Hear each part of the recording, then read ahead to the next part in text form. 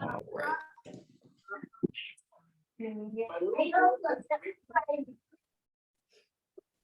All right.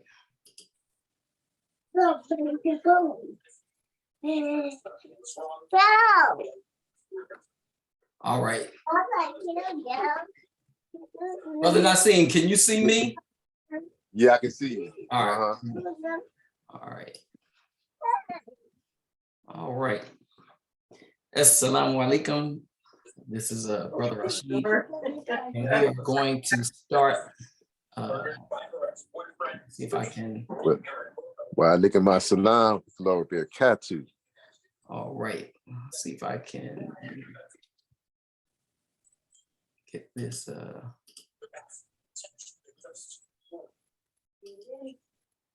All right. So we're going to start today. This is the second session for Entertainment's War and Family Values. All right.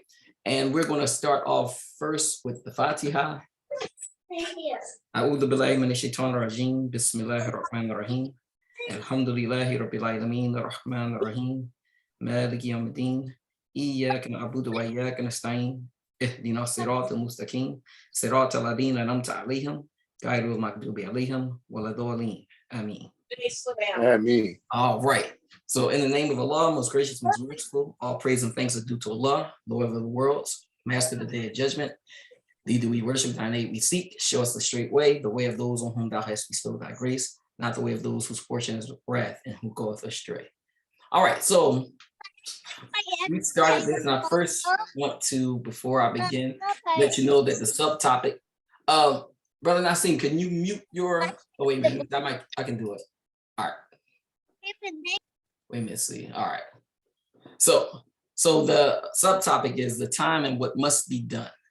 And I like to say shukran to Imam Mikhail Shabazz and Brother Khalif Chestnut, who helps with the technology, and all of the presenters at this year's 2023 Ramadan lecture series. All right, so yesterday we had a discussion, and one of the things that we said under the topic of the time and what must be done is that we talked about there must now be unity amongst the Muslims, and that we cannot have this division that we've been having. All right, so let's go to the surah in the Quran. This is chapter 6. All right, verse 159. It says, as for those who divide their religion and break up into sects, thou hast no part in them in the least. Their affair is with Allah. He will, in the end, tell them the truth of all that they did. So this is very important. We have to really look at this. All right. It says, as for those who divide their religion and break up into sects, thou hast no part in them in the least. Thou hast no part in them in the least. So Allah is discouraging us from breaking our way of life up into sects. So let's look at exactly what a sect is. A sect is a group of people that has separated from a larger group and has a particular set of religious or political beliefs. All right. So when we talk about Sunni and Shiite and Salafi and Sufi, all of these would be considered sects. All right. So Allah tells us, no, I've named you Muslims. All right. A little boy the other day, as I mentioned yesterday, he said to me, Mr. Abdullah, what are you a Salafi? And I told him, no, I'm Muslim. And he looked at me real puzzled. And I said to him, no, he asked me again. And I said, oh, I'm Muslim. So I let him know that, you know, there's not supposed to be that division in Islam. All right. So let's move on. Here it says, those who believe in the Quran and those who follow the Jewish scriptures and the Christians and the Sabians and who believe in Allah in the last day and work righteousness shall have their reward with their Lord. On them shall be no fear, nor shall they grieve. All right. So, Sister Muhammad just came in. So, what do you think about the statement that I made in terms of the division in Islam? Um, there's one God, Right, so then there's one creation. right, So, it's really simple. I mean, that one creation is submissive to the one God. right, So, I mean, people may have different languages and different viewpoints. I mean, we all have a different fingerprint. Allah created us different. mhm, So we're not going to see everything exactly the same, absolutely, so that, and that's the way the creator designed it to be. right, So because someone sees or views something that's just a slight bit different does not mean that we should be divided. right, absolutely.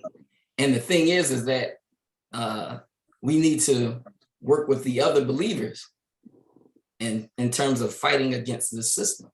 And the thing is that Allah tells us, don't have these sects, don't have this division, because he will decide between us in the end on the day of judgment. All right, so let's move on, because I want you. So this is what we have here. It said the time of what must be done.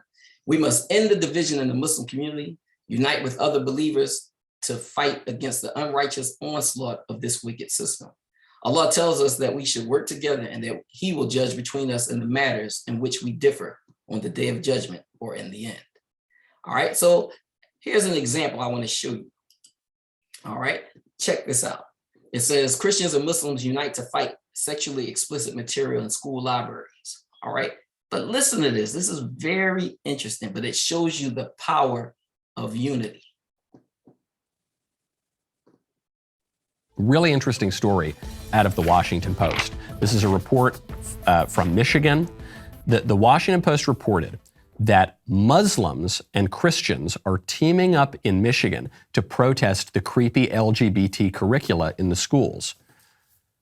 So the way the Washington Post reports it is that the Christians are the bad guys and the Muslims were just kind of duped and brought along for the ride. If you look at the videos, by the way, it looks like the Muslims here are actually leading the show, and Muslims are obviously very, very represented because of mass migration in Michigan and in Dearborn in particular. They show up to a Dearborn Public Schools meeting and they chant that they want to throw the bums out because these weirdos in the schools are trying to trans the kids and push the rainbow ideology on them. Take a listen. Vote them out! Vote them out! Vote them out! Vote them out! Vote them out! Vote them out!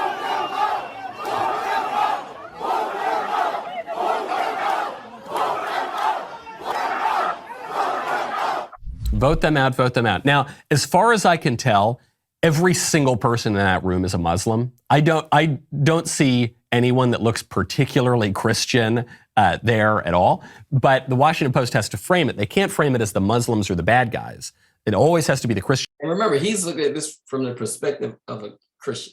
Who are the bad guys, or the white people who are the bad guys, or the men who are the bad guys, or the straight people who are the bad guys. That's the way that their identity politics works. So they say the Christians are leading this movement against LGBT progress and openness and inclusion in the schools. And, okay, yeah, some of the Muslims went along with it. No, it's the Muslim. I'm sure Christians back this too. I'll speak as a Christian. I absolutely 100% support those guys who are in Michigan pushing back on the LGBT curriculum. But it's the Muslims saying, wait a second, we don't want this crap. We don't want you to tell our daughters that they're secretly boys or vice versa. Get this stuff out of the schools. And what makes the story so interesting to me is that this is clearly going to be an important political alliance moving forward.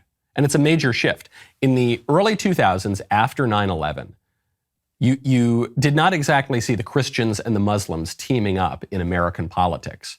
There was a great threat from radical Islam. The wars that we were fighting during that period were against radical Muslims in the Middle East. There were terror attacks by radical Muslims in the United States. And so you didn't see that kind of alliance. But now, in the year of our Lord 2022, the major threat to the United States does not seem to be coming from Al-Qaeda, which barely exists anymore, or ISIS, or the radical Muslims. That doesn't seem to be the big threat. If I asked you right now, what are you most worried about in terms of threats against you and your family, and specifically your kids? Are you more worried about some crazy Muslim terrorist somewhere in the world, or are you more worried about the drag queen who's showing up to your kid's kindergarten classroom? It's obviously going to be the latter. And because that's the threat, because the most immediate threat right now to our society is from the radical left right here at home, I think you're going to see more and more of this kind of an alliance.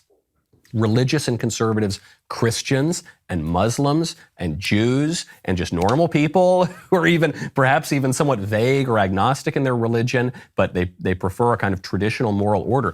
We are all going to team up together because we have a common foe right now that threatens the very fabric of our society and all of the beliefs and traditions and virtues that we all hold so dear. Get ready for much more of many more Christian Muslim rallies against the creeps who are trying to trans your kids. Mr. No. All right. Any thoughts? Again, believer is a believer. Right. And certain things will disturb a believer's soul when they see it. You call yourself Christian, call yourself Muslim, Jew, whatever. You believe in God and you're truly trying to serve God, the creator, Allah, then you're not going to stand for certain things that come across your path, in your walk to serve your Lord. You're going to push back like these people are doing. Right. Anybody else? Thanks, Brother Nassim. Anybody else with any other thoughts on that? All right, because this is what Allah is telling us. This is what Allah tells us to do. And look at the power in it. They were able to get those books put out of their schools because of them uniting and coming together and unifying. Okay, let's look at another news story about the same topic. All right. But I want you to watch the news and how they reported it, the local news in Dearborn. There was a heavy police presence, a lot of security guards, but no major or significant issues at this meeting, even though tempers and emotions certainly flared.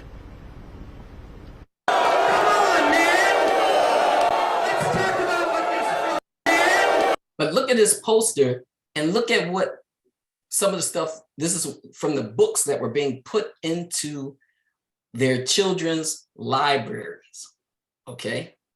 Their children's libraries. Let's talk about what this really is. You hate gay people, and it's obvious. Just look at how you behave. Tense moments and heated exchanges at Dearborn School Board meeting Thursday night as parents, residents, and community stakeholders sounded off on LGBTQ books in the district's library system. To the LGBT community, the majority of parents are not here to attack your right to exist in a free society. Criticism of age-inappropriate content is not criticism of the LGBT community. This was actually round 2 for the board, which suspended Monday's meeting over safety concerns. The massive turnout in the smaller space broke the fire code. Capacity was limited to about 600 people inside the Stout Middle School auditorium. Those who could not get in filled overflow spaces. Almost everyone wanted to weigh in on the issue at hand. Banning LGBT books isn't going to stop anyone from being gay. It will just make them miserable and alienate them. And the consequences might be fatal. Dearborn Schools is reviewing 6 library books, including This Book is Gay and All Boys Are Not Blue, after a parent complained about them, saying they were sexually explicit and inappropriate for kids. A normal, psychologically sound and stable mind would come to a conclusion that that specific material is nothing but sexually explicit. Those who disagree say this uproar is not about books at all. So let's stop pretending this is about protecting children from books. We all know this is about erasing our LGBTQ students and staff. It was literally written on signs people brought to the meeting on Monday. The pushback against the LGBTQ books has made unlikely bedfellows out of Muslims and some political conservatives. GOP candidates Christina Caramo and Matt DePerno and Republican And Republican lawmaker Jim Runstad and Matt Maddock were front and center at Thursday's meeting. Our community, like many others across the country, is being intentionally divided by political players whose agenda revolves around anti-public school teachers, not what is best for students. This issue comes up in Dearborn, but it's the same issue we're seeing in Grand Rapids. We're seeing it in Kalamazoo. We're seeing it in Northern Michigan. We're seeing it everywhere where school boards think that they can ignore the rights of the parents in terms of how their children are educated.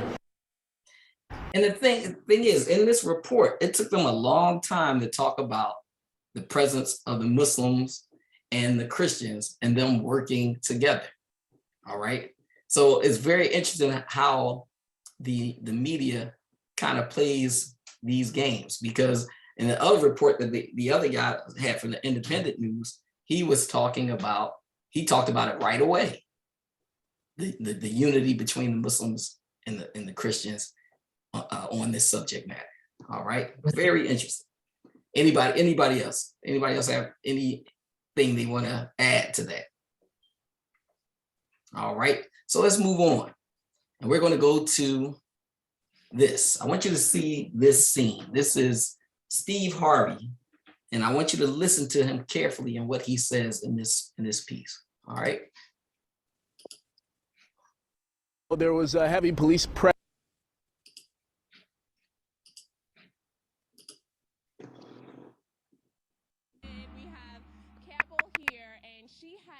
Question for you about some kind of social awkward moments. I'll let her explain.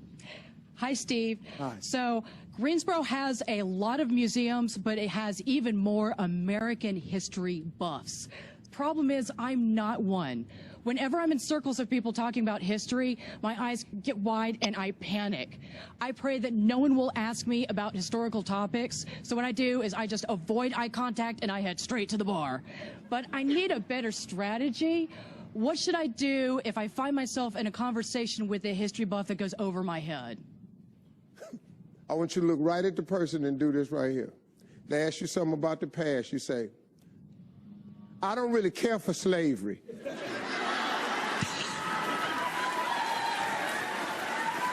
Oh my God, that's awesome.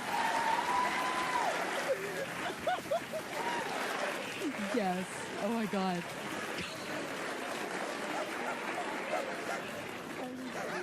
Oh, yeah. It works every damn time. That's what I do when I'm sitting around a bunch of socialites and they start talking about the past and stuff. That's my line. I just say it and walk off. I have my little drink in my hand. I just say it and walk off. I don't really care for slavery and walk off and leave them sitting. I don't give a damn if they talking about Christopher Columbus. I don't give a damn if they talking about a treaty. I don't give a damn about an amendment, a bill. I don't care what the subject is. It could be prohibition. I don't care what the subject is. When you get through saying it and I don't know what the hell you talking about, my favorite line is, I don't give a damn about slavery, and walk off. What do y'all think about that? Here he is. This is one of the people that they put in front of us as a role model, in front of us and our children. And he sits here and he says he doesn't give a D about slavery. All right. And only reason why that he has that position that he has today is because of our ancestors and what they went through. All right. Exactly. Yeah, I mean, some people, like, when you benefit from the system, then you're not so quick to speak out against the system. Right. You know what I mean? So, you know, he's been programmed. He's benefiting. You know, a lot of people who benefit, they're not going to speak out against it. Right. And the thing is that she didn't say anything about slavery. He brought up slavery. Yeah. He said slavery, right? So if I would recommend people watching a movie that's on YouTube. It's called Goodbye, Uncle Tom. And it shows you the horrors of slavery from the slave master's point of view. It's from the slave master's journals. So the thing is that if, you know, if people were to see the horrors of really what was going on in slavery with this man is horrible. What he's saying, because he's standing in front of us as a leader, and a lot of people think that how much wealth you obtain in this life is success, and it's not. It's your righteousness that Allah is looking at, not your wealth. All right, but let me show you another one. I want to show you this guy here. This is Tyler Perry. But I want you to see a little bit of this video because I want to show you some things. Because a lot of us, even us Muslims, watch his shows and we support him. And they look at him, again, as a role model and leader in the Black community. But let's check him out a little bit, all right?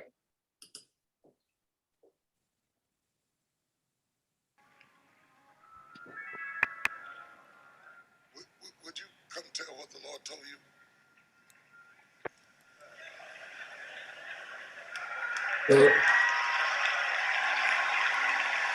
This is him and T.D. Jakes, one of the prosperity Christian teachers. All right, but check this out.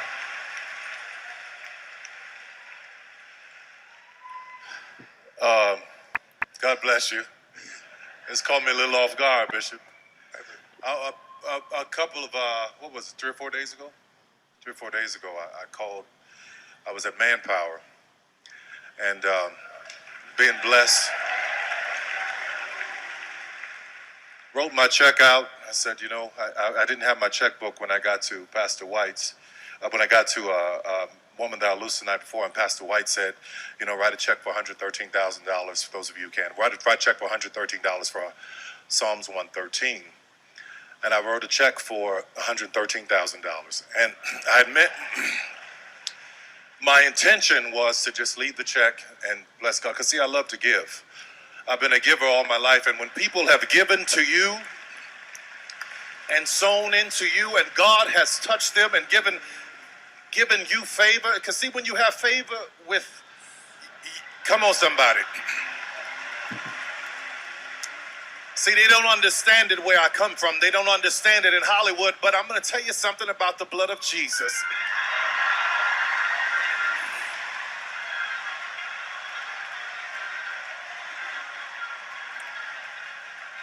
All of my life, you know, my mother, she didn't have much to give me. She didn't have millions of dollars. She didn't have some legacy, but she had Jesus. And she taught me about that God. So I didn't even know that he was trying to build this youth center. I didn't even know it, but I know how important the youth are. So we were sitting in the service, and I leaned up toward him, and I said, I've just been touched to give $1 million.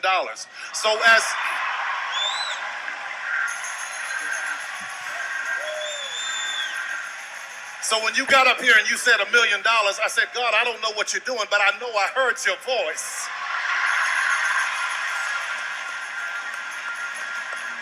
Hey!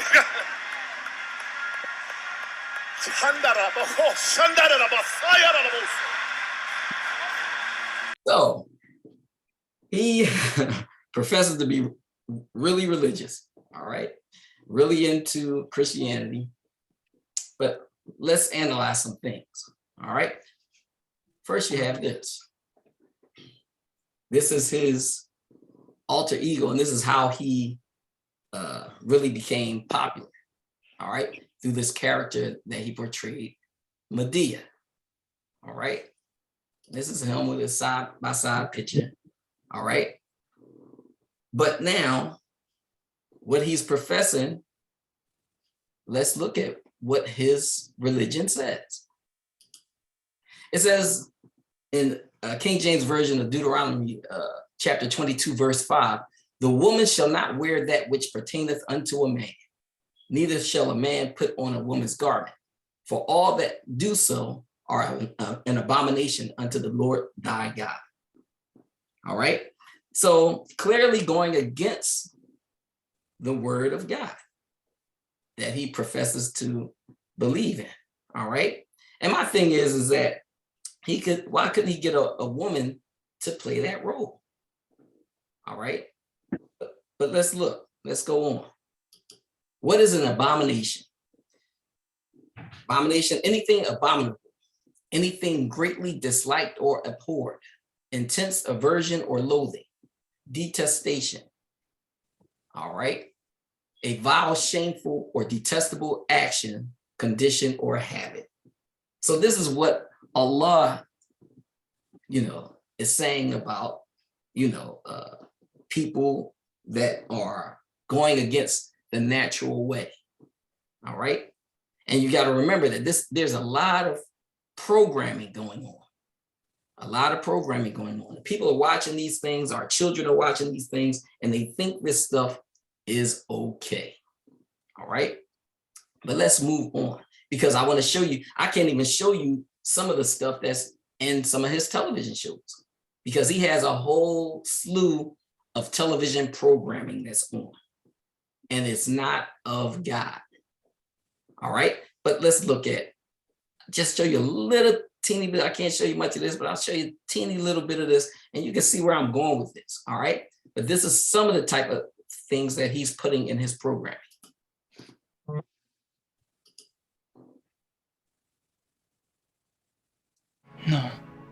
No, you changed me.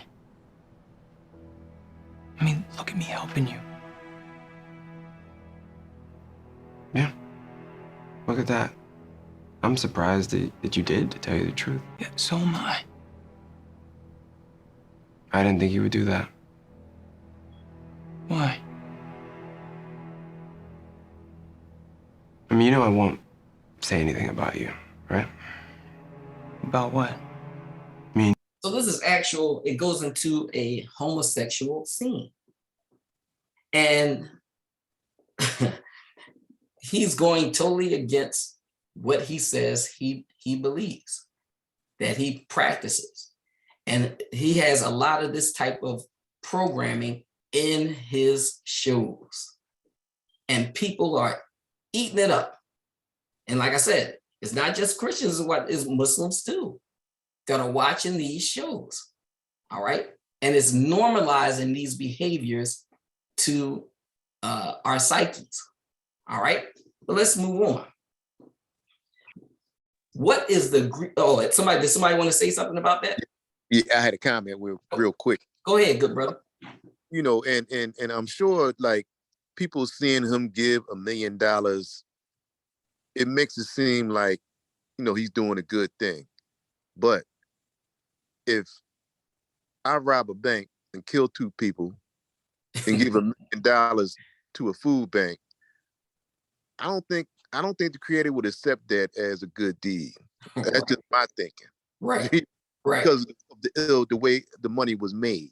Right.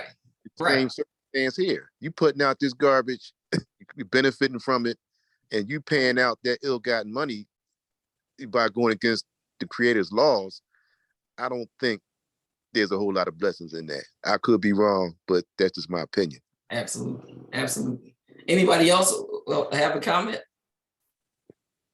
All right. So now with my next question, I'm going to ask you this. What is the Greek word for an actor?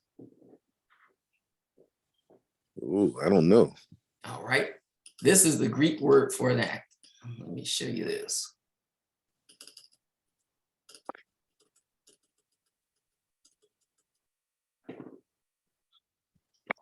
Hypocrites or hypocrite. Oh. All right. And let me show you how this is interesting to our topic. Because a lot of these celebrities, this is what they are, these actors. All right, but let me show you. A hypocrite is a person who pretends to have virtues, moral or religious beliefs, principles, etc., that he or she does not actually possess, especially a person whose actions contradict stated beliefs. A person who feigns some desirable or publicly approved attitude, especially one whose private life, opinions, or statements contradict his or her public statements. All right. So the Quran and the Bible warns us about hypocrites. All right. But here we have a whole system that's based off of these actors and being hypocrites. All right, but now let's move on. So back in the day, it says a hypocrite had a theatrical mask from the 1st century BCE. Hypocrite comes from the Greek word hypocrites, which means an actor. Okay. History of the word. The word hypocrite ultimately came into English from the Greek word hypocrites, which means an actor or a stage player. The Greek word itself is a compound word. It's made up of 2 Greek words that literally translate as an interpreter from underneath. That bizarre compound makes more sense when you know that the actors in ancient Greek theater wore large masks to mark which character they were playing. And so they interpreted the story from underneath their mask. The Greek word took on an extended meaning to refer to any person who was wearing a figurative mask and pretending to be someone or something they were not.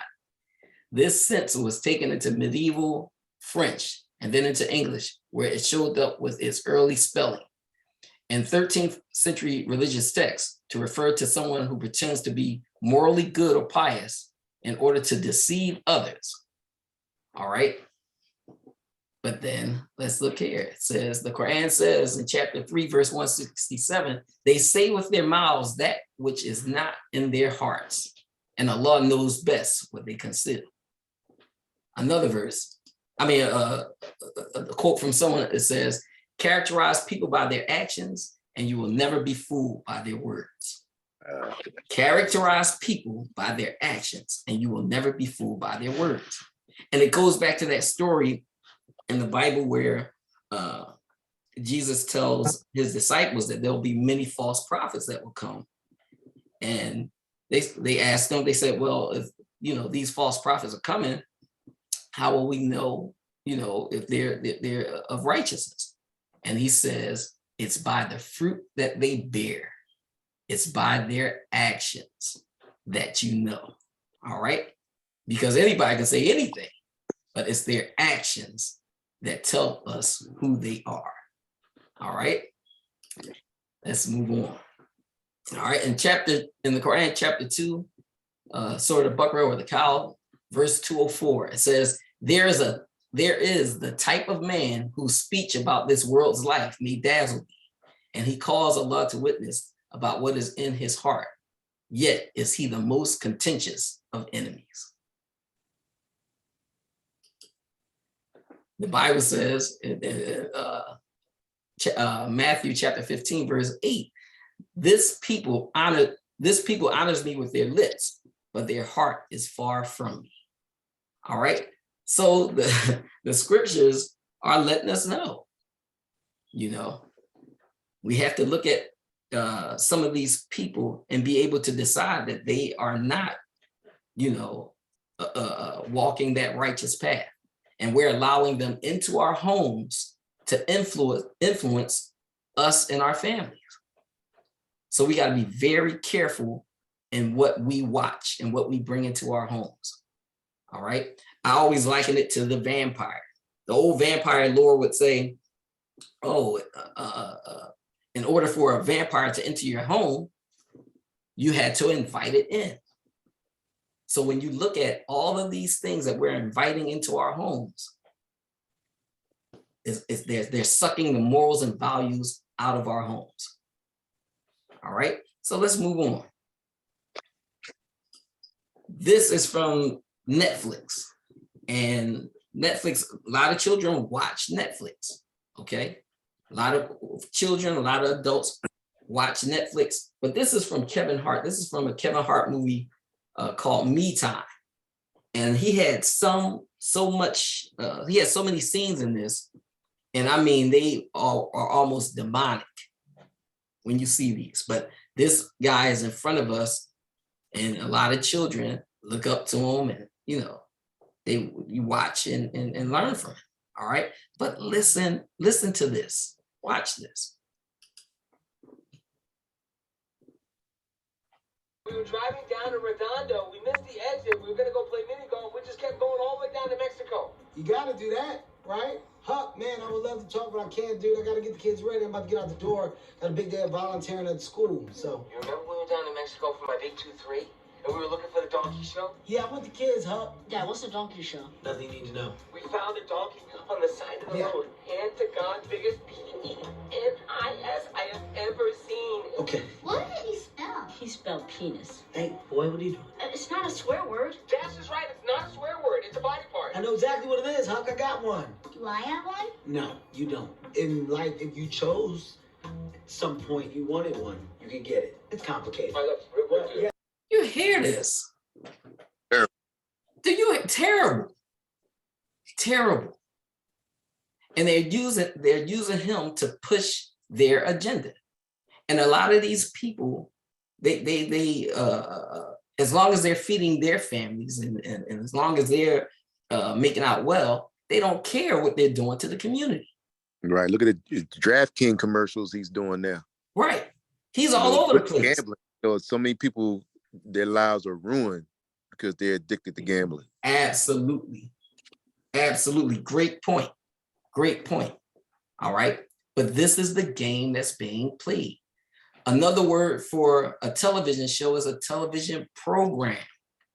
They're programming you to accept the vices that Allah tells us to stay away from. Okay. So let's move on because I want to show you something else. This is another scene with him. And I want you to see, this is him in an he's interviewing. He has another show where he interviews celebrities. But listen to this exchange that he has with a singer named Kelly Clarkson. All right, watch this.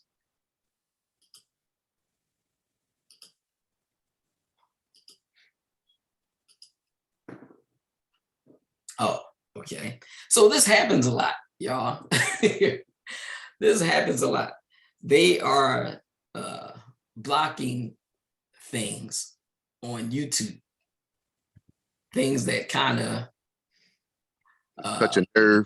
Touches their nerve. But in this particular scene, he was talking to Kelly Clarkson, and she said, "Oh, has anybody ever offered you?" They were both talking about the industry, and he said, "Anybody ever offered you a whole lot of money to do something that you didn't want to do?" And then he took and he put his finger in front of his lips, telling her to be quiet, not to say that. All right. So it's a very interesting clip that if you can find it, you can look at it and see just how interesting this was. But you can kind of, let me see if I can click it. But see, this was him putting the finger on his lips, telling her to, not to say what she's about to say. All right. But now let's look at Brother Malcolm. We talked about Brother Malcolm in the last presentation, but I want you to hear what he says here. This is very, very interesting. It says, Malcolm X, entertainers as leaders. Malcolm X claims celebrities are used as political puppets in order to control the masses. All right, but listen to this, because he was a man above his time. All right, check him out. Okay. I just told you a little while ago, these leaders that they call leaders, this included Lena Horne, this included Dick Gregory, and this included comedians, comics, trumpet players, baseball players. Show me in the white community where a comedian is a white leader. Show me in the white community where a singer is a white leader, or a dancer or a trumpet player is a white leader. These aren't leaders. These are puppets and clowns that have been set up over the white community and over the black community by the white community and have been made celebrities and usually say exactly what they know that the white man wants to hear. All right. Very powerful point. Very powerful point. And the thing is that, like I said, we are looking at these people as being successful in this life because of the money that they make, for the cars they have and the homes that they have. All right. But here we go. Let's move on, because I want you to see, because this kind of goes with what Malcolm just said. All right. But let's look at this scene. This is from a movie called Trick Baby. This was in 1974. And this is called The Dinner Scene. And it's, you'll find a wealth of information in a lot of these old movies. Okay. But check this out.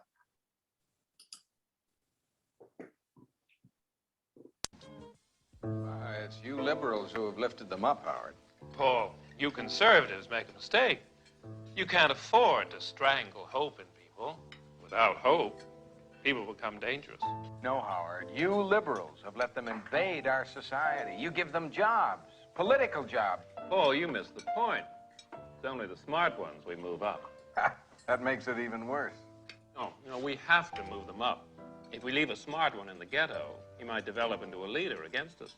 But if we raise him up into white society, we neutralize him. He feels compelled to try to act like us.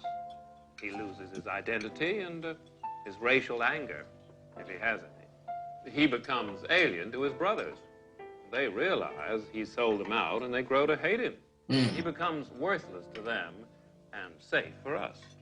No, thank you. In fact, in his love for the creature comforts, except for his color, he's become one of us. And remember, this thing is not about color. This thing is about righteousness. All right? But listen to what they said. Telling you how they use Black people. And Steve Harvey and Tyler, and Kevin Hart, they all met this description of what they just described at this dinner meeting. All right. Anybody have anything to say on this? In many ways, Oprah does too, in the sense that, I mean, I can actually see or have seen examples over the years of how amongst a proportion of the Black community, she is alienated and disliked, you know, because of the way she fits in with the larger community, not focusing on being white, but those who are in power. She seems to be a part of that. And I know she gets a lot of negativity from that. Right. And it's that, the great point is it's that elitist fraternity, okay, that we're looking at. These people that run this system, these people that run Shaitan's system. Because as I told you yesterday, this is not man's system. This is Shaitan's system. All right. Hi. Here we go. I want to say something. Oh, okay. Assalamu alaikum. Walaikum salam. You know, I was thinking the other day, where the Black judge was confirmed to the state, to the Supreme Court. And then she has to go through all these confirmations. Right. And it seemed like to me, all those confirmations seem like they're just like taking away her humanity or something. But you know what? Even in those confirmations, she was asked, "What is a woman?" She didn't answer, right? She couldn't, because she herself was playing that political game. Okay, and the thing is that, you know, sometimes they, you know, they haze people when they're a part of that group.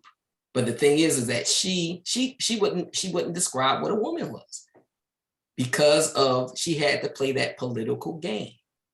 Oh yeah. Okay, so it's very interesting. It's very interesting. You really have to be critical and analytical when you're watching the things that's going on. All right, but let's move on. Thanks for that point. But here in King James Bible, chapter 8, verse 36, it says, "For what shall it profit a man if he shall gain the whole world and lose his own soul?" For what shall it profit a man if he shall gain the whole world and lose his own soul? So they can acquire all of this materialism, and at the expense of what? At the expense of their souls. That's right. Yeah, and I was going to say that, like, people think money and you know, being millionaire, billionaire, you know, is what success is. Absolutely. It's not. Absolutely. It's just a tool to make it through this life. But true success is submission to your creator. Absolutely. Absolutely. So we have to rethink, and get away from this programming, because the Quran and the Bible also says not to covet. Okay, not to want what other people have. But they put all of these television shows on showing lifestyles of the rich and famous. You got the different property shows that's showing these houses and these magnificent mansions and stuff, and people want that. People want that. The music videos, Right. so the cars, people throwing money around. People throwing money, absolutely. Another form of programming to make you think what success really is, and it's just an illusion. Right. Like you see the rap videos for the kids and stuff, and how they throwing that money, throwing the money out the palm of their hand, right? So yeah. So kids want to be like that. That's why a lot of kids want to be rappers, because they think that's their ticket out of the communities that they're in. All right. Mm-hmm. But now let's move on, because I want to go to this next point. All right. Okay, this was from last time. Let me move on. So I want to talk about the story of Aaron Russo. All right, Aaron Russo was a Jewish guy. He was an American entertainment businessman, film producer, and director in Hollywood, and a political activist. So what happened was an attorney friend of his asked him if he would like to meet one of the Rockefellers, one of the elite family members. And he said, sure, I'll meet him. And he met him. They established a friendship. And one day they were out at dinner, and the Rockefeller asked him, this guy, and I'll show you who the guy was. All right, this guy's name was Nicholas Rockefeller. This is a picture of Aaron Russo here on the right, and this is Nicholas Rockefeller. So Nicholas Rockefeller asked him, he said, well, what was the women's lib movement about? And Aaron Russo said, oh, it's about getting women their rights and that sort of thing. And he laughed at him. Nicholas Rockefeller laughed at him. He said, you're an idiot. So Aaron Russo said, I'm an idiot. He said, well, why am I an idiot? He said, that women's lib was funded by the Rockefellers. And he said, there was two reasons for women's lib. He said, the first thing was to get the other half of the population working so that they get more tax money. All right. And then the second thing he said, and this was the most important, he said it was to break up the family, to destroy the family. Because if you get the woman and the man out of the home working, who's there for the children? Who's going to educate the children? All right. And we know there's a popular saying that the hand that rocks the cradle is the hand that rules the world. All right. Whoever can shape the minds of the children, they basically rule the world. All right. But here we go. I want you to listen to this. All right. This is Aaron Russo being interviewed, and he's going to talk about the story I just told you. Well, one of the things they told me was that he was at the house one night, and we were talking, and he started laughing. And this is Nicholas Rockefeller, all right, that he's talking about. He said, Aaron, what do you think women's liberation was about? And I said, I had pretty conventional thinking about it at that point. I said, I think it's about women having the right to work, getting equal pay with men, just like they won the right to vote, And he started to laugh. He said, you're an idiot. And I said, why am I an idiot? He said, let me tell you what that was about. We, the Rockefellers, funded that. We funded women's lib, And we're the ones who got all over the newspapers and television, the Rockefeller Foundation. He says, and you want to know why? He says, there were two primary reasons. And one reason was we couldn't tax half the population before women's lib. And the second reason was, now we get the kids in school at an early age. We can indoctrinate the kids how to think. It breaks up the family. the kids start looking at the state as the family, as the school, as the officials, as their family, not as the parents teaching them. And so those are the two primary reasons for women's lib, which I thought up to that point was a noble thing. You know, when I saw their intentions behind it, where they were coming from when they created it, the thought of it, I saw the evil behind what I thought was a noble venture. Aaron, did you know that Gloria Steinem, in one of her own books, now admits the CIA funded Miss Magazine? No, I had no idea about that. No, I never heard that. Yeah, we're going to... CIA funded Miss Magazine? Funded Miss Magazine with the stated goal of taxing women and breaking up the family. No kidding. I never heard that. Well, Nick told me. I mean, I know it, but not because I know the CIA was involved in it. Well, Gloria Steinem was proud of it. Oh, the CIA wanted to help women. No kidding. So they funded it, yeah. And of course, it's divide and conquer. Right, and of course. What they do is they focus in, obviously, on real problems. Women were getting shafted in many ways, but the elite wasn't planning to help them. They were planning to really shaft them and take men away from them. Look at what they did with black families. You only had about 10% illegitimacy 50 years ago in black communities, and now it's over 90%. And look at welfare. You were going to give you some money, but you can't have a man in the house. Right. And so that was further to degrade the family. Totally destroyed. And now illegitimacy is over 50% in the general population. Right. Well, see, the whole thing is these people control the money, so they make all the rules. You understand? And they put whatever rules they want into effect. And the truth is, America has really become a socialist, communistic country. And everybody says it's a capitalistic country. It's not a capitalistic country. You know, how could it be capitalistic when you have a central bank? That's the first. It can't be. You know, It's a planned economy. It's a planned economy. It's a phony. If they want to create prosperity, they just print dollars. They just make dollars or put digits into the economy, and now you have prosperity. You don't have real prosperity. You don't have real manufacturing. You just have money being injected in. It's an infusion of credit, which only makes the government go into more debt. Into more debt. All right. So there's a lot in that. There's a lot in that clip. Anybody want to talk about what he just said? Slavery never left. You know, slavery never ended. It just took a form. You know, the shackles went from the arms to the mind. Yeah, exactly. Exactly. Right. Anybody? I know there's a lot of people in this session.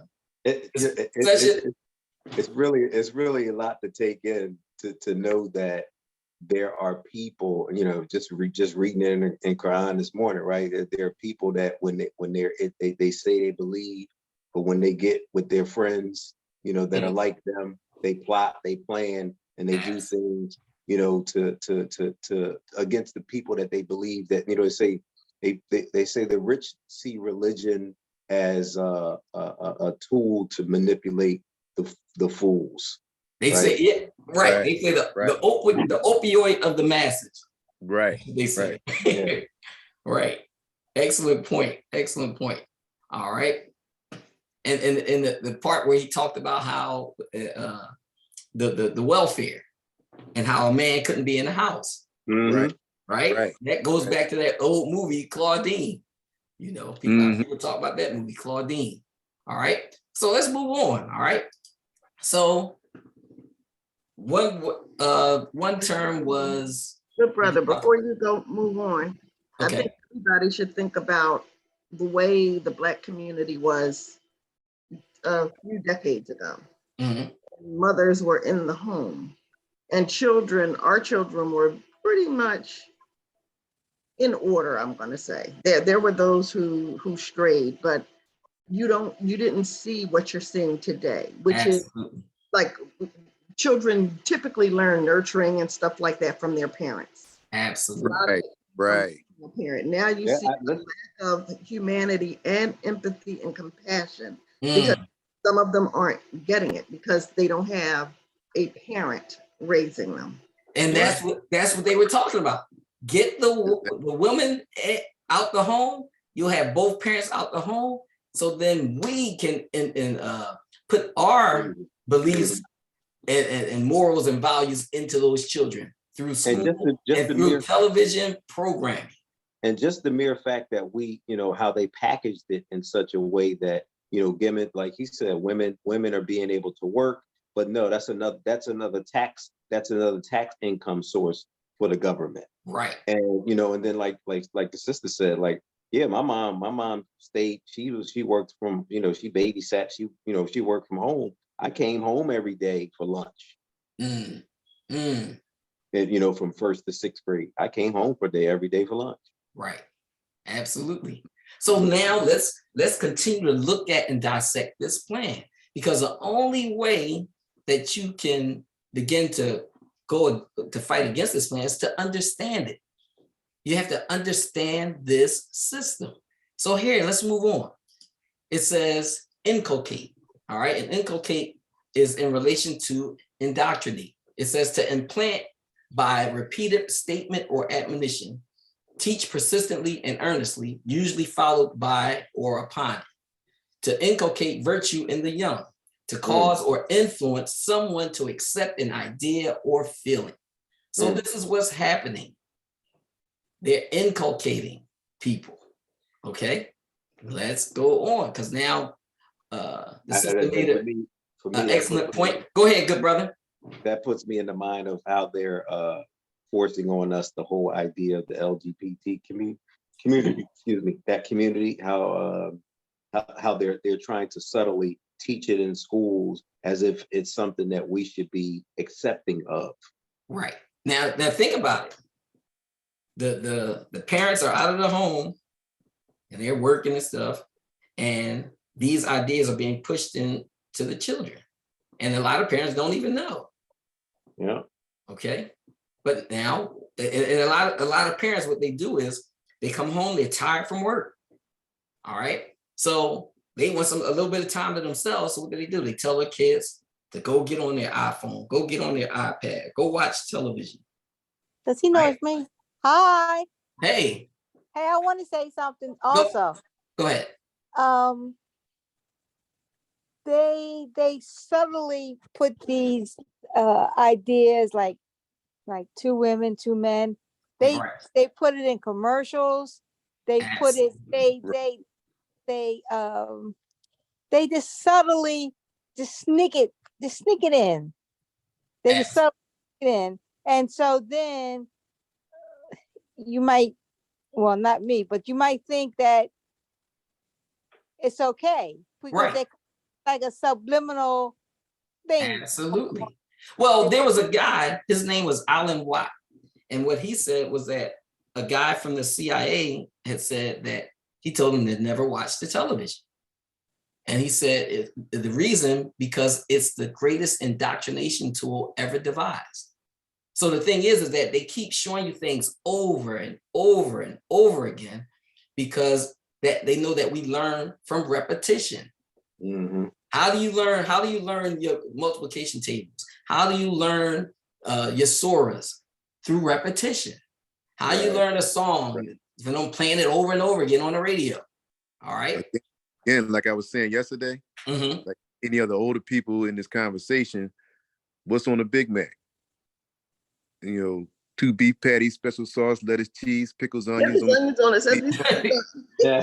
haven't heard commercials since I was a kid. Right. But why do I remember that? Because if you hear something 9 times within 21 days, it's committed to your memory for life. Absolutely. Repetition, repetition, repetition. All right. So let's move on. Let's look at this next thing. I think y'all waking up now. So now let's look at the definition of family values, because last time I showed you the definition of entertainment. So let's look at these words that's in the title of this presentation. So family values. I said it's a war on family values. Family values is defined as the moral and ethical principles traditionally upheld and transmitted within a family as honesty, loyalty, industry, and faith. Values held to be traditionally learned or reinforced within a family, such as those of high moral standards and discipline. Okay, so they're trying to prevent you from passing on your morals and your values onto your children. And then when you do, watch this. Malcolm X said only a fool would let his enemy teach his children. Am I saying the white man is an enemy? No, I'm saying this system is the enemy.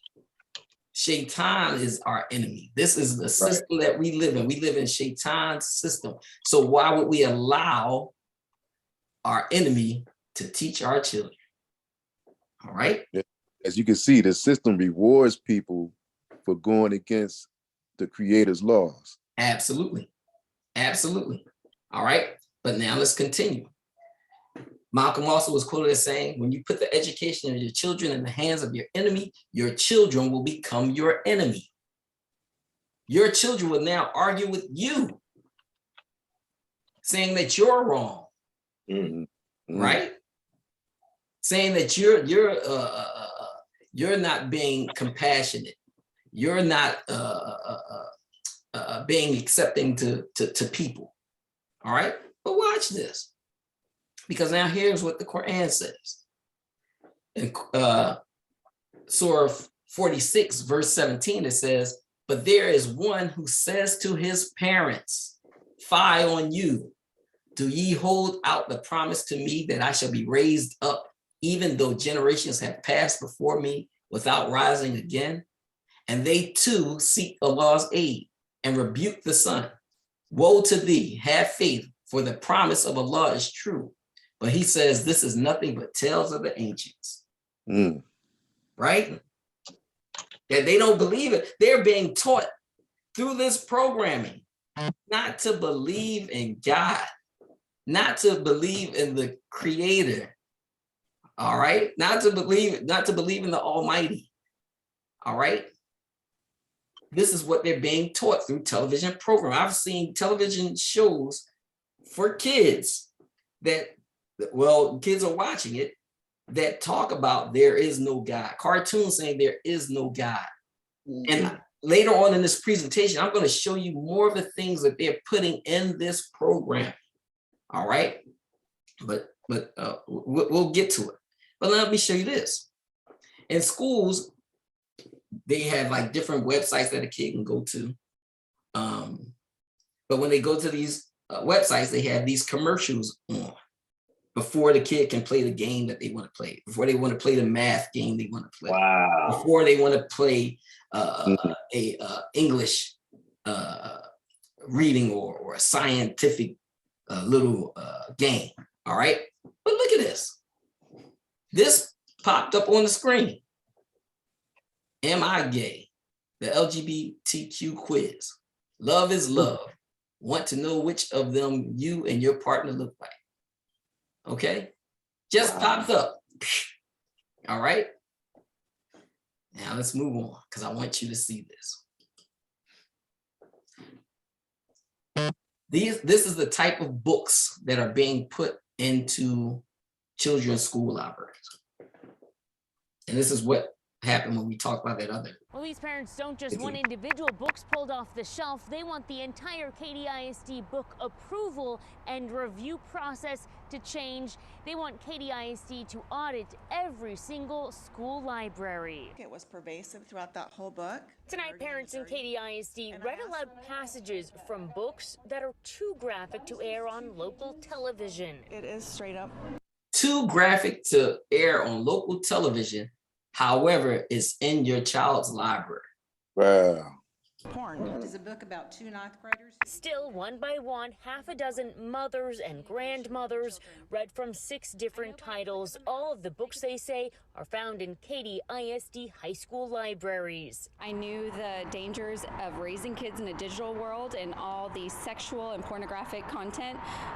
But finding out the content of the books in my kids' school has been a big slap in the face. We paid for these books. These parents argue the sexually explicit material does not reflect healthy relationships and could misguide teens who read about these fictional sexual encounters. I've always told my kids, you got a question about sex, I'm going to tell you the truth and I'm going to give you accurate information. Don't ask your buddy. Don't go looking for stuff. I will always level with you and be straight with you.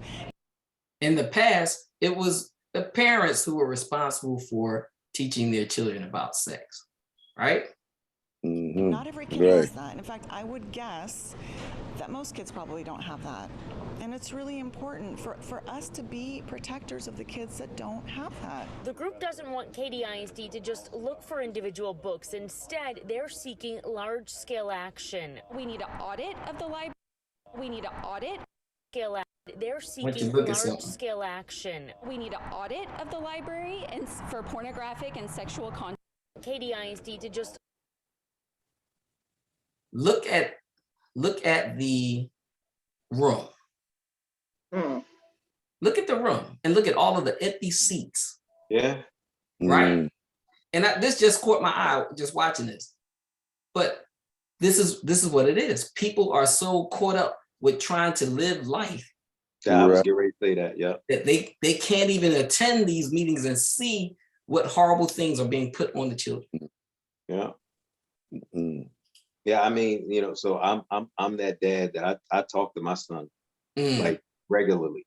And you know, it's funny you showing this because I just saw something because you know I'm in the DMV area. I just saw on the news the other day where one of the school districts had these books in the schools and the parents got wind of it, and the parents were never notified that the schools were having these books. The students were being read a book about, you know, that the LGBT community without the parents being aware of it. And they said that there was a notice that went out, and it was like within the body of a notice, it was like a 2-sentence blurb that the parents would have had an opportunity to opt out of their children sitting in the class when they were reading the book. And Now, like, what kind of that's right. Now, great point. But then also, why do they have to opt out and not opt in? Why why not have to opt into it? All right, because this is a part of the game. For individual books. Instead, they're seeking large-scale action. We need an audit of the library and for pornographic and sexual content, and then a committee put in place for better filtering of books that actually get into our schools. Just last week, neighboring Waller ISD announced they would review their libraries for sexually graphic material after a similar school board meeting. Y'all need to do better. Tonight, KDIC school board could not address the parent concerns, but we're told the district will have a response following this public outcry. In Katy, Shelley Childers, ABC 13 Eyewitness News. Interesting. But now, before we comment, let you see the other news story, okay? Because they couldn't even air the other one on the news about the stuff that was being said in the books, right? But now watch this one.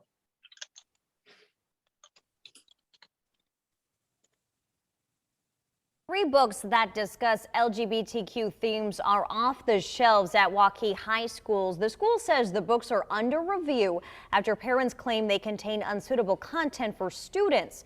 As KCCI's Lauren Johnson explains, there are strong emotions on both sides of the argument. Does equity and inclusion also include incestuous relationships, child-adult sex, and books that promote pedophilia? McClanahan is referring to a book at Waukee's Northwest High School library titled All Boys Aren't Blue. The text describes. But did you hear the stuff that they were talking about? Right. Adult child sex, incestuous relationships were in these books. Describes an inappropriate sexual relationship between the young main character and his much older male cousin. That book, along with Genderqueer and Lawn Boy, have been called for a review by the Waukee School Board. All 3 of these titles described LGBTQ themes. Genderqueer depicted a sexually explicit cartoon one parent displayed to the board. This is also in the book. Now, you notice that the news blocked it out. Gotta blur it out. Blurred it out. You can't see it. I have So one. if it's so bad, I mean, if it's if it's this bad, imagine the kids are looking at it. But they got to block it out on the news. What I don't understand is why, if you have so many students who are performing poorly academically, the reading scores are down, the math scores are down, why has sexual education in school become such a prominent theme? And you know, and the teaching of, you know, LGBTQ themed content. Hmm. Things are, I mean, they get taught sexual education and health. So why not a greater focus on Oh, I done lost us. the areas Yeah. that they need education in? Well, because the schools aren't really there to educate your children. They're there to indoctrinate your children into the system. That's the reason. It's about indoctrination.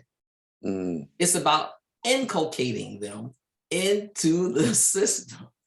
Okay, what they want them to learn, what values and morals they want them to have.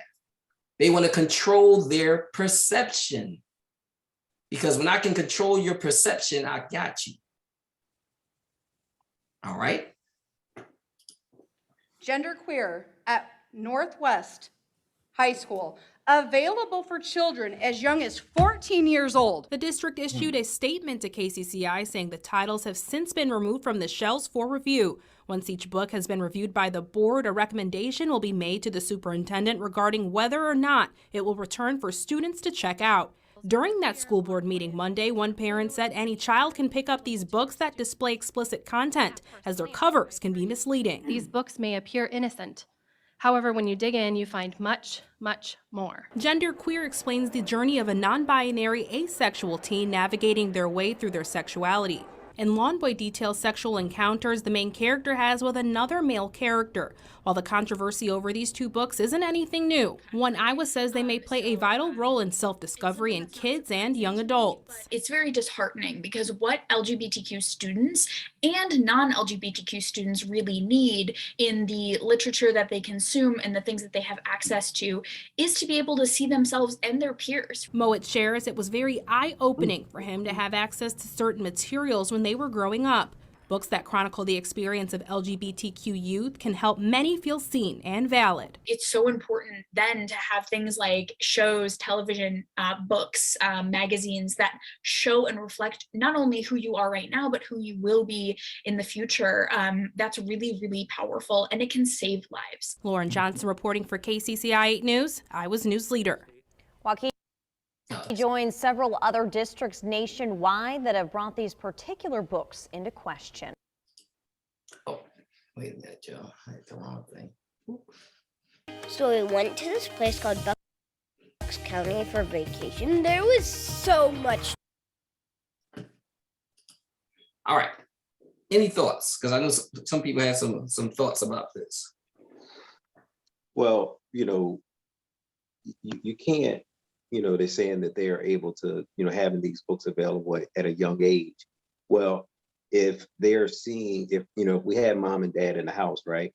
Or even if you don't have mom and dad in the house, mom and dad are able to get along cordially, then you would, you know, then the children wouldn't have that confusion, because then they would know what mom and dad is supposed to look like. But when you get that, when they're already confused, well, I'm not even saying that they're not confused until the confusion is brought to their attention to be confused, right?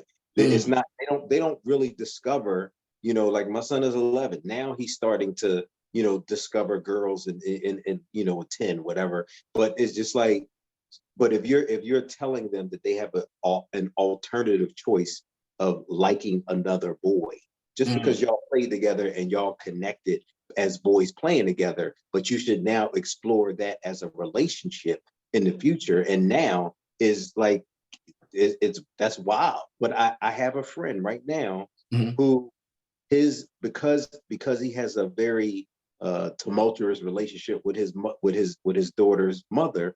The daughter, you know, thinks that she's gay. And I'm like, it's really just a reflection, because she sees mom and dad arguing all the time. And then she's got a little girl that, you know, she connects with, and she was like, I prefer that relationship. You know what I mean? It's those kind of messages that are impacting our children, because they don't really have a way of filtering or talking to somebody that can help them understand what male-female relationships are supposed to look like. It also, I think, it introduces confusion in this way. Most children, when they hit the beginning of puberty, their hormones are not exactly balanced. They're going through the process of growing.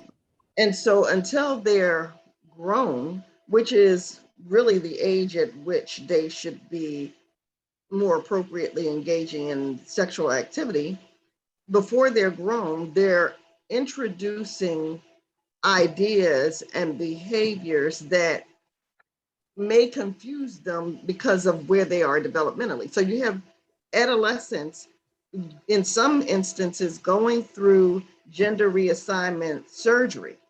But then once their hormones would have caught up with them, they may no longer identify as they had when their hormones were in a disruptive state in the process of getting to that stabilized point. So in many ways, it could ruin the lives of some people because a decision was made way too early in the developmental process. I mean, and that's coming out now.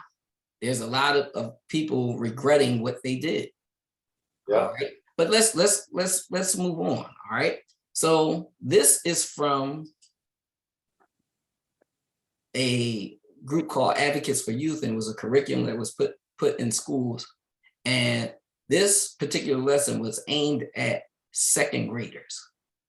All right. So let me show you. Look at this.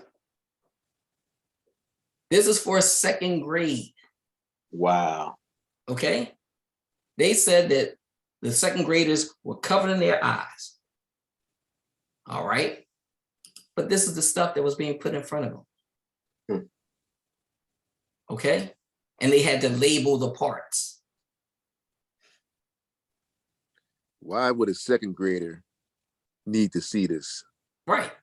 But now let me show you the games that they play, because this was the letter that went home to parents. It says the Office of Health, Safety, and dear parent, guardian, or caregiver. The Office of Health, Safety, and Physical Education is pleased to announce the introduction of a new curriculum for our K-8 students. It is called the 3 R's, right, respect, and responsibility, and focuses on healthy behaviors. This curriculum will be delivered as a part of health education instruction. The overall scope of health education for our students addresses mental and emotional health, alcohol, other drugs, tobacco and vaping, personal health and wellness, healthy behaviors, violence prevention, healthy relationships, growth and development, personal safety, healthy eating, and physical activity. Where in those bullets do you see them talking about sex? Nowhere. Okay. So this was very, very deceptive, because then when it comes down in here, it says parents or guardians have the option to exclude their child from any portion of the healthy behavior / sexuality education instruction if it is in conflict with conscious moral or religious beliefs. You see this? So it came down here. It wasn't in the bullets. Why was it not in the bullets? Because all the stuff that you're talking about. Then then it says it again down here where you sign, but now people are focused on this, on the bullets. So the thing is that, you know, there's a game going on. There's a serious game going on. All right. But now, let me see. I'm gonna skip this video for a second because it was kind of, some of the information was already in a couple of clips that we watched earlier. But I want to come back to this because I want you to see this. But I want to move on just a little bit so that you can see what's happening. All right. So who are these famous individuals? Anybody know? Patrice Cullors, Alicia Garza, Opie Tometi, and Janaya Khan. Black Lives Matters. Black Lives Matters. Right. These are the founders of Black Lives Matters. This is 3 of them here. All right. And they said that they created the Black Lives Matter movement. It was a response to the acquittal of Trayvon Martin's murderer, George Zimmerman. All right. But now let's look at this closely, y'all. This is Patrisse Cullors. So he says she was born June 20th, 1983. She's an American artist and activist and co-founder of Black Lives Matter. It says some other things about her. And then it says she draws on various ideological inspirations. One is Black feminists, such as Audre Lorde and her Black queer feminist lens. All right. But she herself is what they consider queer. All right. Janaya Khan. She identifies as Black queer and gender nonconforming. We have Alicia Garza. Alicia came out as queer to her family in 2008. She married Malachi and took the name Garza, settling in Oakland. Opai Tameti. She identifies as queer. What do they have in common? They all identify as queer. Right. Okay. So here we go. What does queer mean?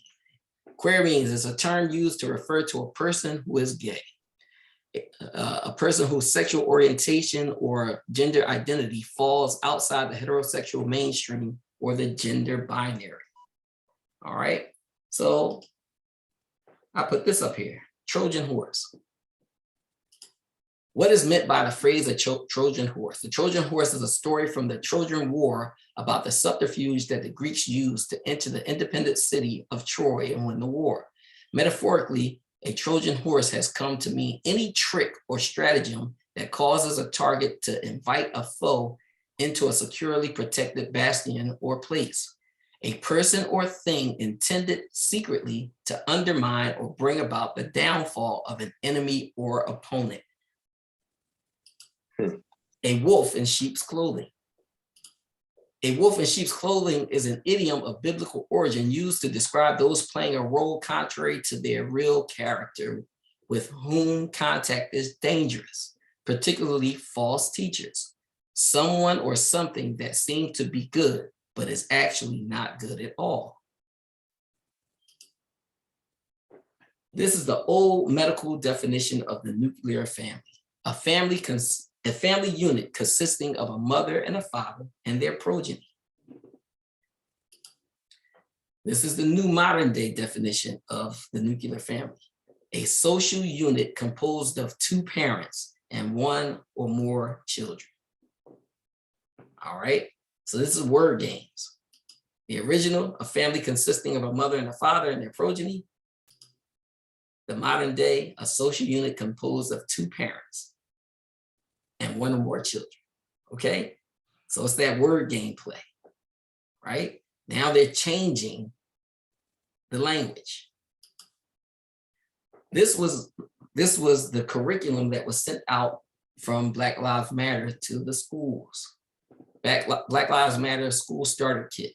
The lessons that educators taught during that week of action corresponded to the 13 guiding principles of Black Lives Matter. On the first day, restorative justice, empathy and loving engagement, diversity and globalism, trans affirming, queer affirming, and collective value. Okay. And what does that have to do with Black Lives? There we go. But watch, now watch y'all, because I'm going somewhere else with this, right? So it says, you see intergenerational Black families and Black villages, and then Black women, and unapologetically Black, okay? But let's move on. What about this was under Black Lives Matter guiding principles. Transgender affirming is the commitment to continue to make space for our trans brothers and sisters by encouraging leadership and recognizing trans antagonistic violence. Queer affirming is working towards a queer affirming network where heteronormative thinking no longer exists.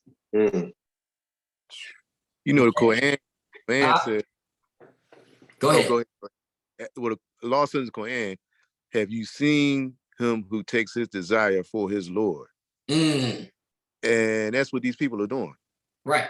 They no longer worship the Creator. They worship their desires, and now they're trying to push their worship on other people. Absolutely. Absolutely. So now think about it. They said where heteronormative thinking no longer exists. So throw out science. Oh, oh yeah. Oh yeah. Just throw out science. Right. Right. You know what this program, what happened to the affirmation of the men?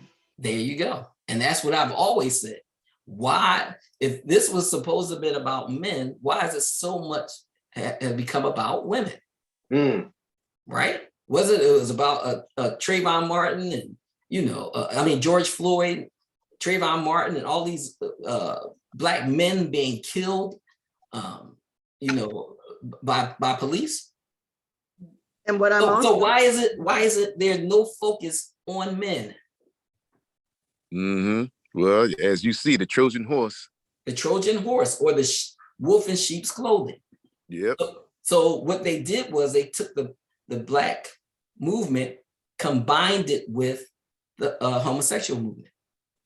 And they also were doing that with Muslims also. All right. So go ahead. Sister Bashir, you wanted to say something.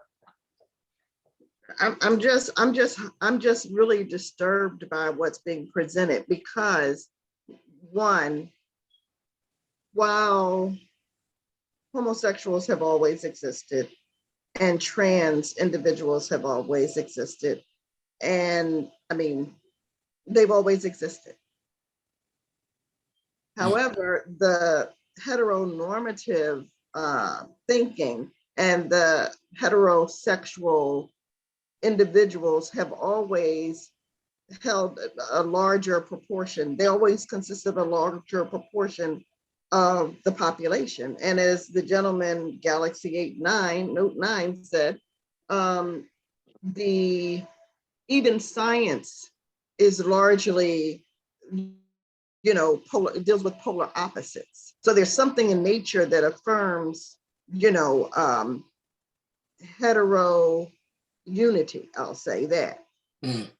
Now, while I'm not saying anyone should be in any way harmful or attacking a person who's trans or a person who's homosexual, these principles negate heteronormative thinking, which is, in essence, it's going to an extreme that is extremely unhealthy, right, and the world. Right. So the thing is that let me show you this next one real quick. All right. So this was Black Lives Matter principles continued. Black families creates a space that is family friendly and free from patriarchal practices. Wow. Okay. Black women, we build a space that affirms Black women and is free from sexism, misogyny, and environments in which men are centered. Black villages is the disruption of Western nuclear family dynamics and a return to the collective village that takes care of each other. Black women is the building of women-centered spaces free from sexism, misogyny, and male-centeredness. So if you can look and see, there's a combination of homosexuality and feminism. Okay? Because this is nothing about uplifting Black men or anything centered around the service of Black men who were being the victims of police violence.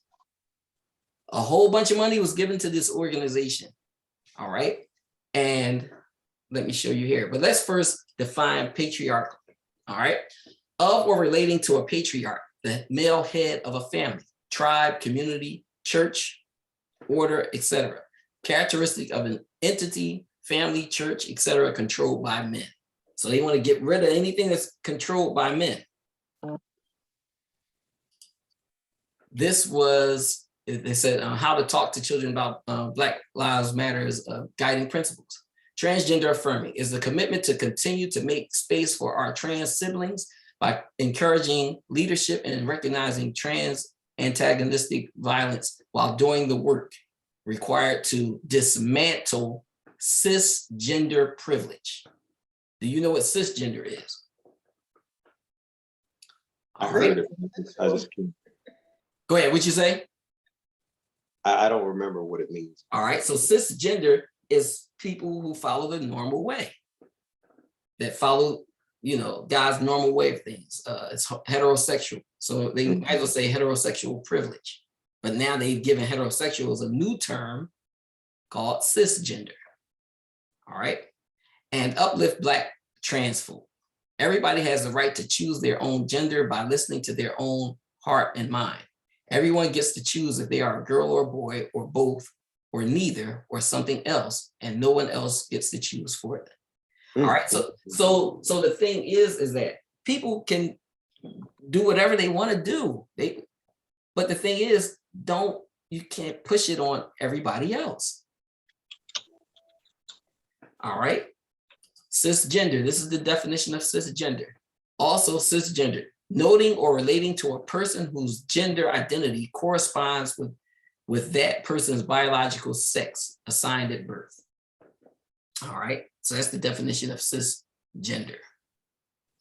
I even heard where they're talking about allowing parents that, like, if they have a boy and they really wanted a girl, allowing them parents to raise and identify the boy as a girl and vice versa. Absolutely. Absolutely. Yep. I have a couple of clips that show that and show the practice of that. All right. So still under how to talk to children about BLM guiding principles, it says queer affirming. It works towards a queer affirming network where, okay, I think we did this one. Everybody has the right to choose who they love and the kind of family they want by listening to their own heart and mind. All right. But now this is what the court, this was, okay. So this is from the Seattle branch. It says, be it further resolved that SEA encouraged its members to wear Black Lives Matter shirts to school that week and teach lessons that week about the school to prison pipeline, Black immigrant youth, Black women empowerment, Black LGBTQ community, and Black history. And I put down, what about Black men empowerment? Schools are now focused on women empowerment while leaving the young Black males by the wayside. Various school programs, school to prison pipeline and the police violence mainly affect Black men. All right. This is the young lady who was one of the co-founders. This was an article came out a while ago, and since then, a whole lot of more articles and news stories have come out about her. She's one of the founders. It says she buys a $1.4 million home in an area with just 1.6% Black population. They said the co-founder, let me see, I can move this up. So yeah, the Black Lives co-founder, Patrice Khan Colors, has chosen to live in one of the whitest areas of California after purchasing a $1.4 million home in an area that has a Black population of just 1.6%. A report by real estate website Dirt reveals that Khan Colors, who started the Black Lives Matter hashtag in 2013 in response to George Zimmerman's acquittal, has purchased a secluded mini compound tucked into LA's rustic and semi-remote Topanga Canyon. All right. But now, let's see if we can get these two in before we stop. This is what was leaked from a Disney meeting. All right. Listen to it. I'm here as a mother of two queer children, actually, one transgender child and one pansexual child, and also as a leader. One of our execs stood up and said, you know, we only have a handful of queer leads in our content. And I went, what? that can't be true. And I realized, oh, it actually is true. We have many, many, many LGBTQIA characters in our stories, and yet we don't have enough leads and narratives in which gay characters just get to be characters, and not have to be about gay stories. And so that's been very eye-opening for me.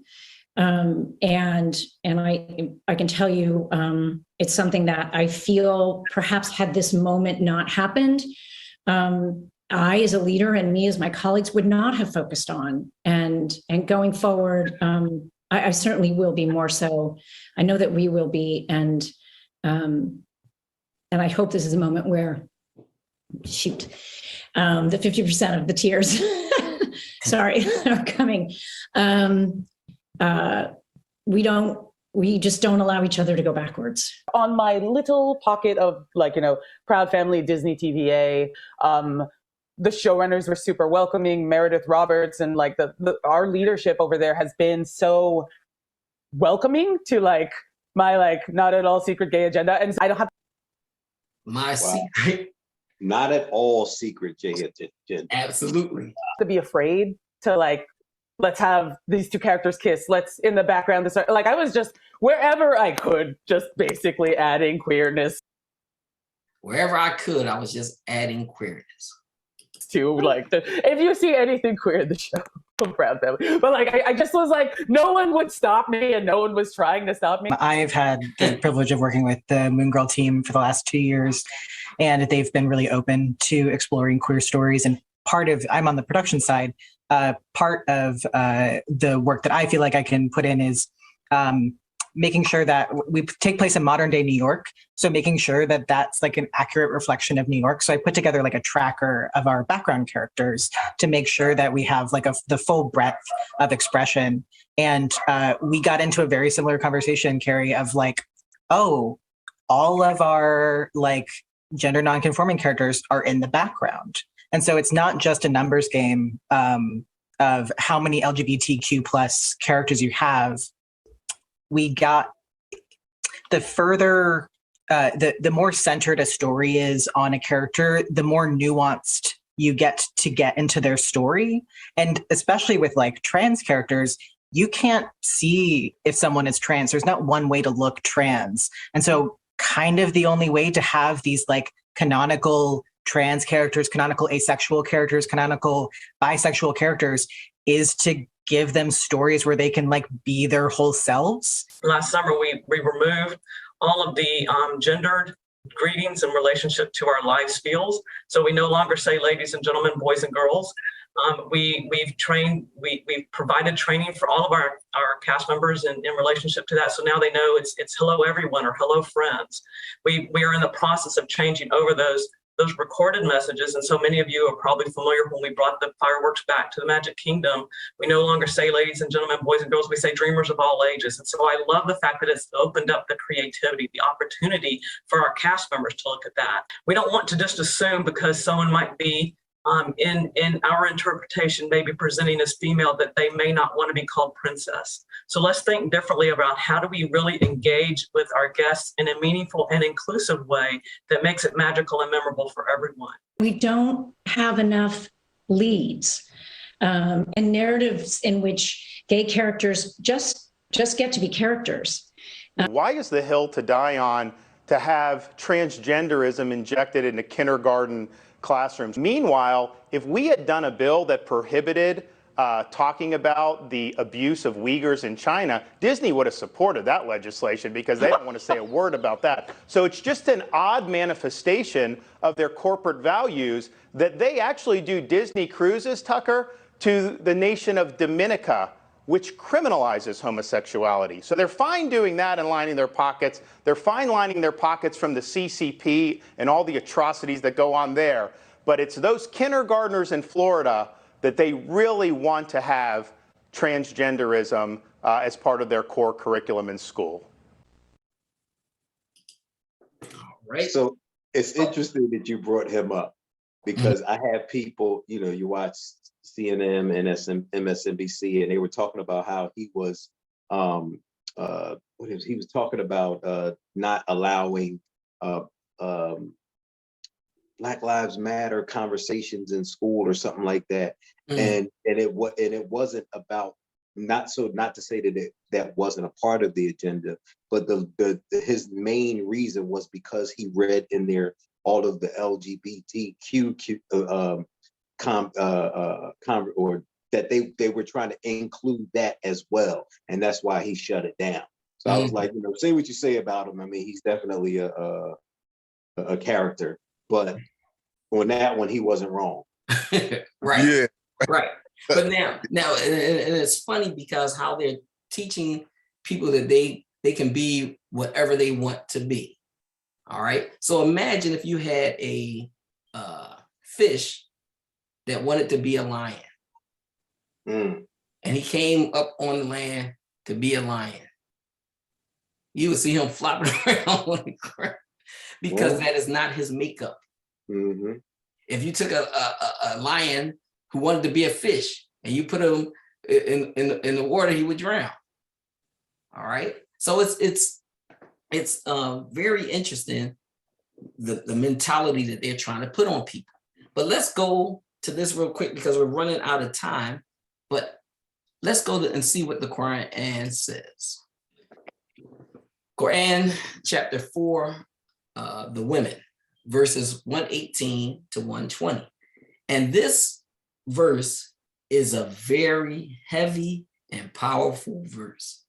All right. But I want you to hear what it said. These verses say. 118. Allah did curse him, but he said, and this is Shaitan talking, I will take of thy servants a portion marked off. And 119, it says, Shaitan is saying, I will mislead them and I will create in them false desires. I will order them to slit the ears of cattle and to deface the fair nature created by Allah. Whoever forsaking Allah takes Shaitan for a friend, hath of a surety suffered the loss that is manifest. Shaitan makes them promises and creates in them false desires, but Shaitan's promises are nothing but deception. So when you look at this movement, it's nothing but like what Brother Nassim said, is false desires. Shaitan said he will create in them false desires, and he will change Allah's the nature of Allah's creation. So he's telling, we're seeing, this is describing exactly what's going on. Right. And even when you talk about them changing nature, you see all the things that they're doing scientifically. Just playing Dr. Frankenstein. Okay, trying to change the fair nature created by Allah. Shaitan said he would get him, but then later on, first I focused on the science stuff, but then when I really looked at that point when it said, I will create in them false desires, it goes very well with what's going on with this movement. Right. Okay. Right. All right. We have about 3 minutes. Y'all, anybody have some comments they want to say? So KRS-One has this phrase. They said, all we need, the only gun we need is God, the universe, and nature. To go up against anything these people come out with that aren't, if it's not associated with God and it's not, associated with universality and connected to nature, that's the only weapon we need. I just thought that was powerful when you're talking about these people are trying to, make us or rewrite what nature says. Right. How we were naturally created. Right. Absolutely. Absolutely. I think that we all need to be very mindful of what's happening with our young men, more than anything. Our young men are in danger. There's not much in our society that's affirming the hetero blackmail. Mm. And we can see it happening. Our young men are literally killing one another, and it needs to stop. I don't know what we need to do to help it, but they need support. And the thing is that, you know, we have to kind of attack what they are consuming. They are what they eat. Look at the stuff that they're consuming. Right. That rap music, right? That rap music, the different things on social media and all that stuff. That is what they are consuming, and you are what you eat. So they are putting that stuff out there for them to consume because they want to destroy them. They fear something from them. So they have to corrupt them. Right. And this is what we talked about yesterday. The session yesterday is actually on Masjid Allah's website, but that's what we talked about yesterday. The attack on our children, because they fear something coming from our children. Okay, so if you look into COINTELPRO, one of the things of COINTELPRO that they were trying to prevent the rise of a Black Messiah. Okay, so it's very interesting. They don't want somebody coming out of that community or any community that is going to disrupt their system. So they want to corrupt our children. And that's why I'm saying the answer, the key to things is our children. It's not rocket science. It's we have to start focusing and investing on our children and teaching them the guidance from Allah or God. All right. We have hit the 146 mark. I think I went a minute over. I'm trying to stay on point in terms of time. But we will continue this discussion, inshallah, next month. We should be on again on the 15th and 16th. That's the Saturday and a Sunday. All right. And we'll close this out with Surah Al-Ikhlas. A'udhu billahi minash shaitanir rajim. Bismillahir rahmanir rahim. Qul huwa Allahu ahad, Allahu samad, lam yalid wa lam yulad wa lam yakul lahu kufuwan ahad. Say, He is Allah, the one, the only, the eternal, the absolute. Neither does He beget, nor is He begotten, and there is none like unto Him. Ameen. Ameen. All right, y'all. Thank you. I appreciate y'all, all y'all, for coming out. I appreciate your participation, and inshallah, you know, we'll see if we can start to make a difference. It says Allah will not change the condition of a people until they attempt to change it themselves. Ameen. Right. Ameen. All right. Assalamu alaikum, y'all. Alaikum assalam. Good crowd, brother. All right, good brother. Thanks so much. Yes, sir. All right.